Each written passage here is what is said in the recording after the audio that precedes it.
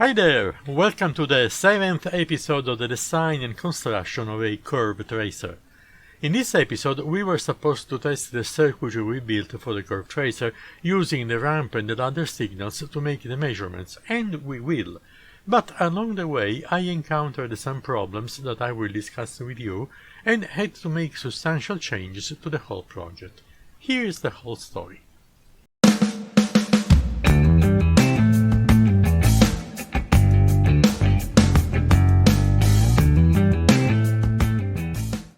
If you remember, last time we learned how to test some components using the method of the sine wave, using basically this circuit in the picture.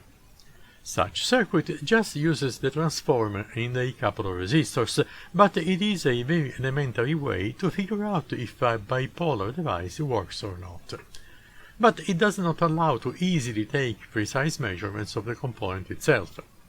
However, it remains a very good tool to use for testing components while still connected to the circuit they belong, in case we have to diagnose a malfunction.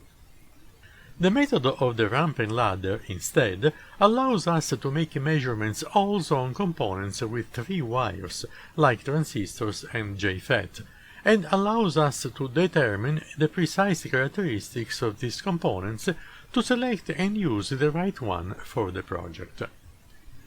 To use the ramp and ladder method, we put the components in this other testing circuit.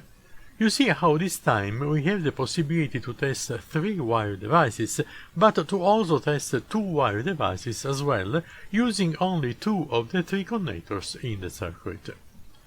Basically, when testing 2-wire devices, we attach them to the top and to the bottom DUT connectors, providing them a known load resistor, here indicated as R1, and an additional low-value resistor R2, to convert the current across the device under test in a voltage that can be detected by the oscilloscope. When testing a 3-wire device instead, we use all 3 DUT connectors. For example, with a transistor, we attach the collector to the top connector, the base to the middle connector, and the emitter to the bottom connector. When we power up the circuit to test the device, we obtain on the oscilloscope a whole family of curves that allow us to figure out how the specific transistor works and not just if it works or not. Here is an example of curves for a transistor. And here is an example for a JFET. Let's now set up to display the curves for a resistor and a diode using the ramp signal and the top and bottom DUT connectors. This is the breadboard where the test circuit is assembled. You can see the oscilloscope probes for the X and Y channels, the load resistor, and the resistor to convert the DUT current in voltage readable by the oscilloscope. This is the location for the device under test, or DUT, which I labeled with the letters CBE. C is the top connector in the schematic we saw earlier, E is the bottom connector, and B is the central connector. The labels reflect the name terminology for a transistor, although the circuit can be used for several kinds of components. All the other wires connect to the breadboard to the circuitry we examined in the previous episodes. The oscilloscope is currently showing just a dot, since the ramp peak-to-peak voltage is currently set to 0. Now, without putting any test component on the breadboard, let's increase the ramp voltage. And we can see that now the oscilloscope is showing an horizontal straight line, indicating that the test circuit is currently open. We can still switch the polarity of the ramp, and now the oscilloscope shows another straight horizontal line, but in the negative side of the x-axis. Back to the positive axis now. And now shorten the connectors C and E. The result is this line at a steep angle on the horizontal. With a short circuit, we should actually see a vertical line, because there is a high current, but there should be no voltage at the connectors.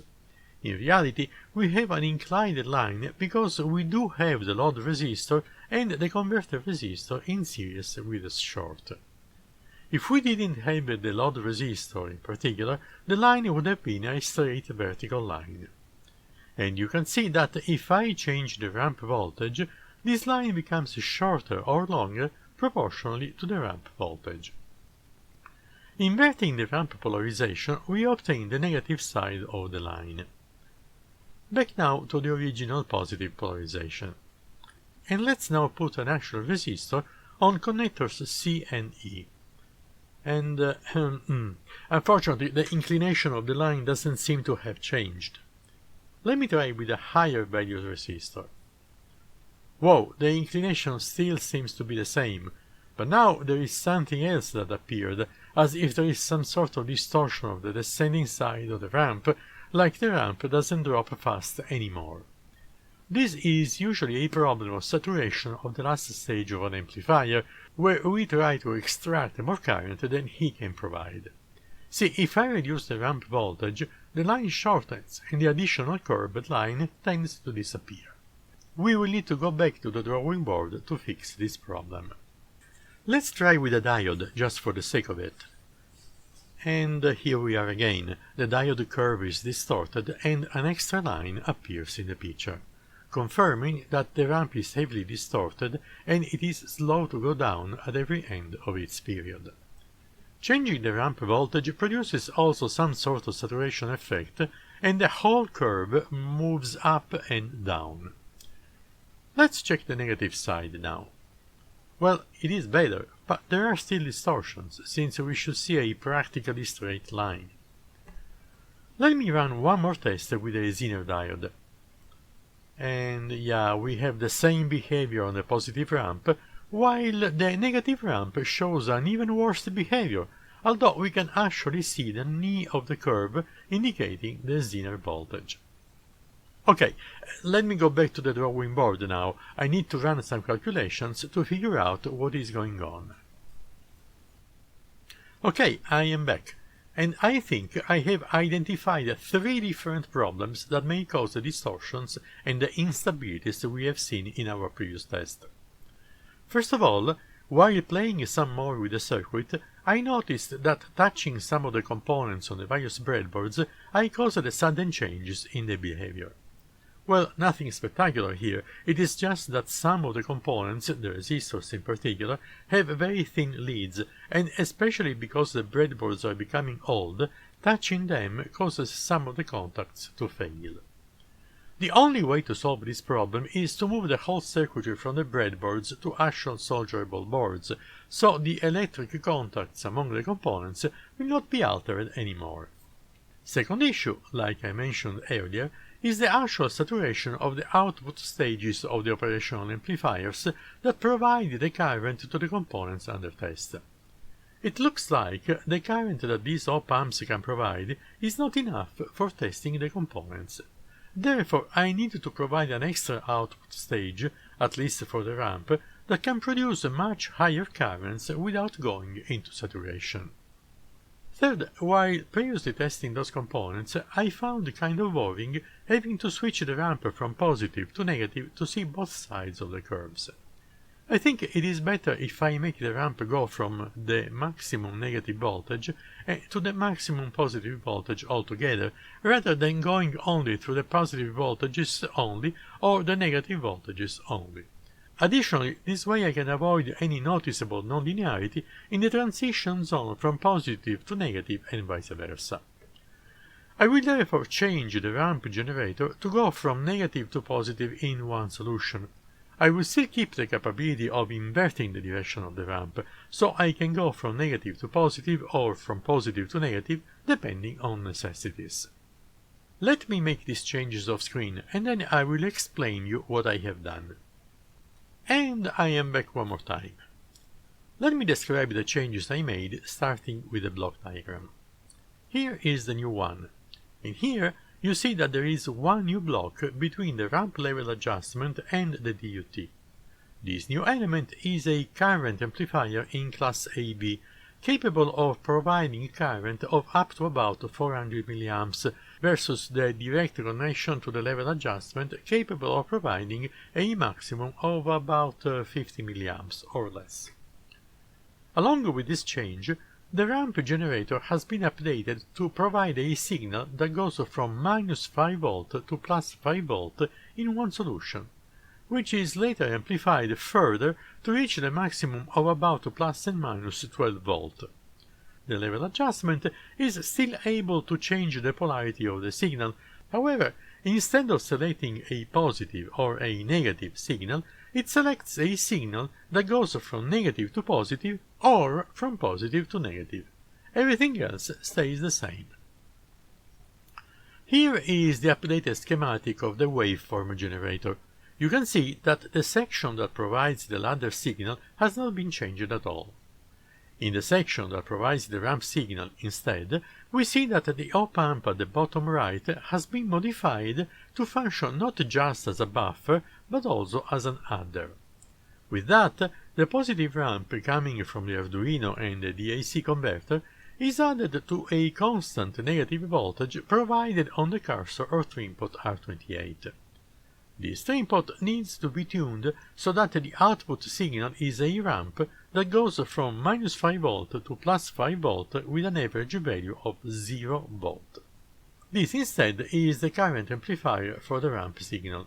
It is built around the complementary couple of transistors BD241 and BD242 connected in a configuration of class AB amplifier. If you look at either of the two transistors, disregarding of the other, you will notice that the output is taken on the emitter of the transistor. This makes the amplifier a current amplifier rather than a voltage amplifier. The resistors R1 and R2 are used to polarize the emitter-follower configuration of each transistor and are low enough to provide an adequate voltage to the output.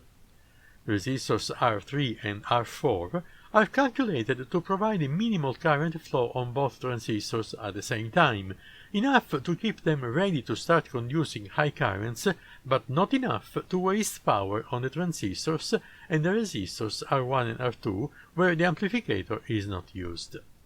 Diodes D1 and D2 have a forward voltage similar to the cutoff VB of the transistors.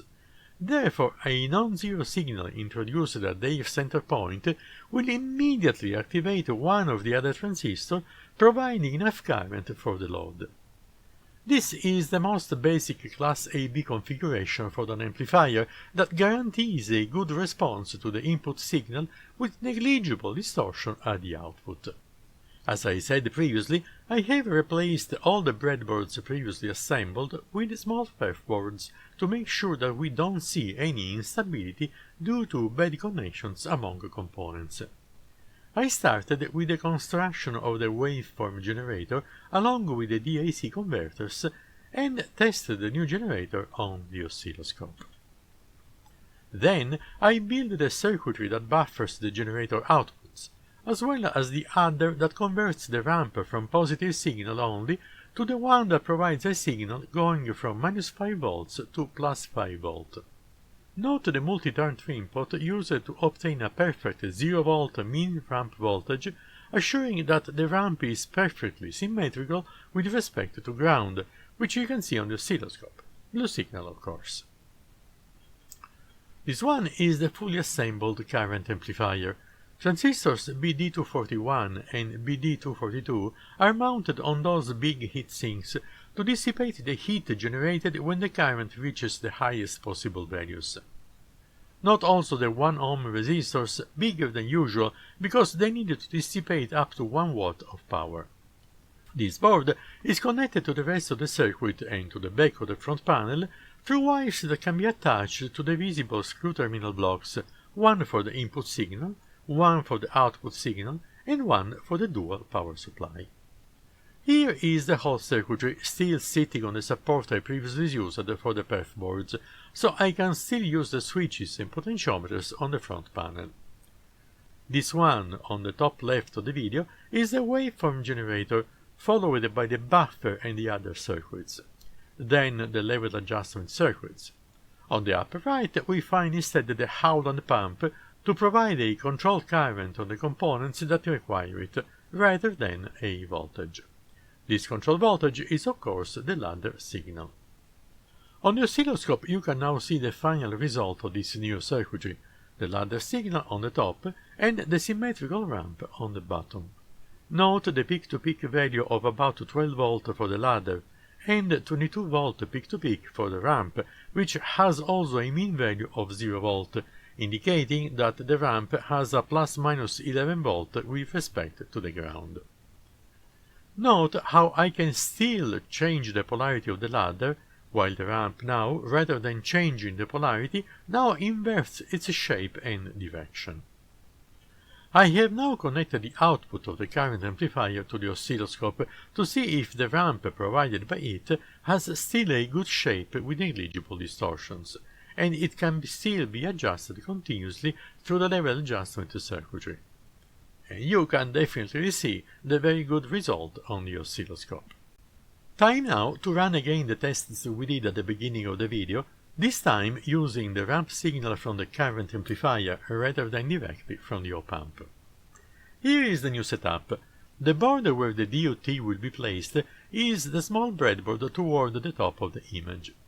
Note how I have attached these two connectors to the board to be able to easily attach a bipolar DUT to the circuit. Right now there is no device connected, so the test circuit is practically open. In this instance I have used a 1 ohm resistor for the current to volt conversion on the y-axis, and I have put no load resistors on the side of the x-axis connection. This way, the current throughout the device under test will be limited almost exclusively by the device itself, considering the effect of the 1 ohm resistor negligible, of course.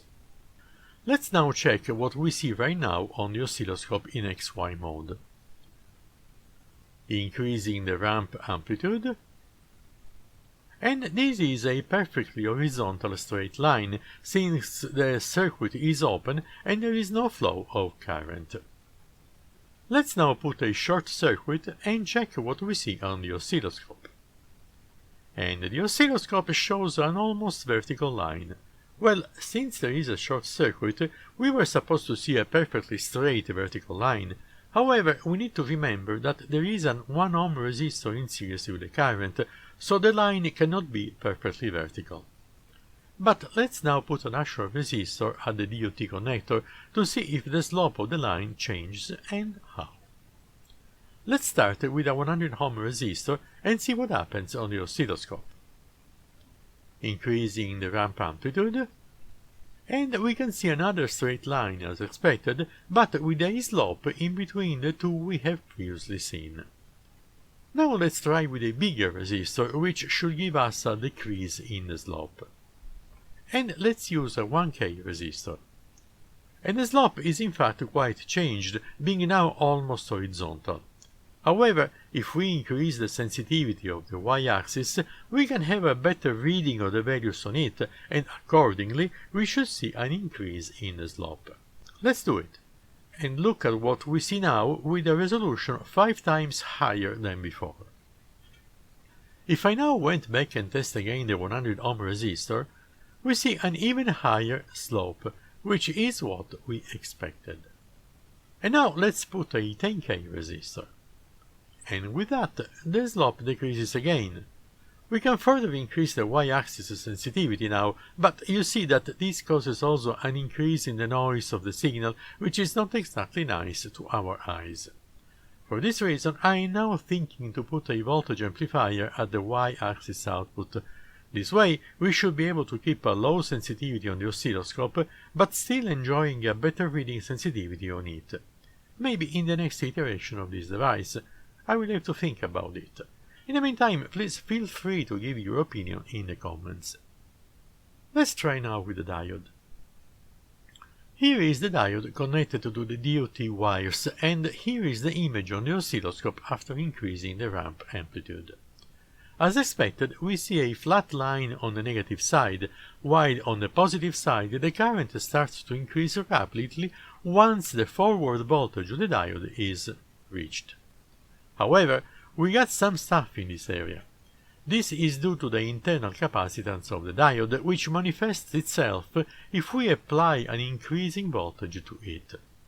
Most probably, if I inverted the direction of the ramp, this effect should not be visible anymore. And in fact, that's exactly what happens. And that is why it has been useful to keep the option of inverting the ramp, even though now it is always symmetrical with respect to ground. Let's now test it with a Zener diode. Increasing the ramp amplitude, and you can immediately see the effect of the forward polarization, which causes an increase in current like in a normal diode. However, if I now keep increasing the ramp amplitude, at a certain point we hit the Zener voltage, and we can see the current immediately increase negatively, as we expect with any Zener diode. Let's try now with this capacitor. Increasing the amplitude, and here is the typical curve for a reactive device, showing how voltage and current are now out of phase. Testing now with an inductor, and again we have a loop curve typical of a reactive load. However, this time the shape is at 180 degrees from the previous one, since capacitors have a forward 90-degree rotation and the inductors have a backward 90-degree rotation, exactly as we expected. Okay, I think it's time to take a break to avoid making this video too long. We will continue our tests in the next episode, where we will start testing with active components, and in particular with transistors, using the ladder signal in addition to the ramp signal. I'll see you in the next episode, and as usual, happy experiments!